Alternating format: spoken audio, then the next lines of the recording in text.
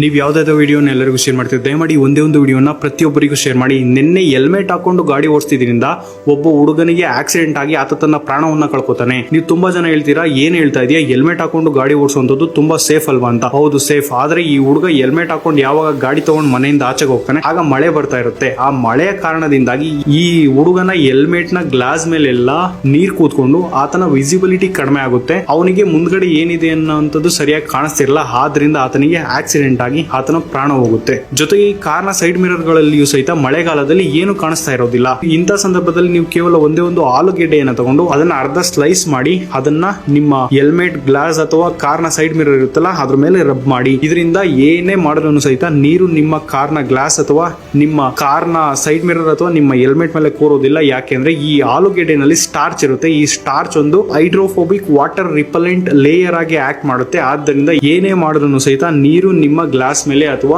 Side mirror ಮೇಲೆ ಕೂತ್ಕೊಳ್ಳೋದಿಲ್ಲ. ಇದರಿಂದ ನಿಮ್ಮ ವಿಸಿಬಿಲಿಟಿ ಕ್ರಿಸ್ಟಲ್ ಕ್ಲಿಯರ್ ಆಗಿರುತ್ತೆ. ಈ ವಿಡಿಯೋನ ಎಷ್ಟು ಶೇರ್ ಮಾಡಿ ಅಂದ್ರೆ ಯಾವೊಬ್ಬರು ಸಹಿತ ಈ ಮಳೆಗಾಲದಲ್ಲಿ ಈ ವಿಸಿಬಿಲಿಟಿಯ ಕಾರಣದಿಂದಾಗಿ ಅಪಘಾತಕ್ಕೆ ಒಳಗಾಗಬಾರ್ದು, ಜೊತೆಗೆ ಯಾರೊಬ್ಬರ ಪ್ರಾಣ ಹೋಗಬಾರ್ದು. ಈ ವಿಡಿಯೋದಿಂದ ಏನಾದ್ರೂ ಸಮಾಜಕ್ಕೆ ಒಂದು ಒಳ್ಳೆ ಮಾಹಿತಿ ಸಿಗ್ತಾ ಇದೆ ಅಂತ ಅನ್ಸಿದ್ರೆ ಮಾತ್ರ ನೀವು ನನ್ನ ಫಾಲೋ ಮಾಡಿ, ಇಲ್ಲಾಂದ್ರೆ ನನ್ನ ಯಾವುದೇ ಕಾರಣಕ್ಕೂ ಫಾಲೋ ಮಾಡಬೇಡ್ರಿ. Good or bad comment section open ಇದೆ, ಅದನ್ನ ಫಿಲ್ ಮಾಡೋದು ನಿಮಗೆ ಬಿಟ್ಟಿದ್ದು. ನಮಸ್ತೆ, ಜೈ ಹಿಂದ್.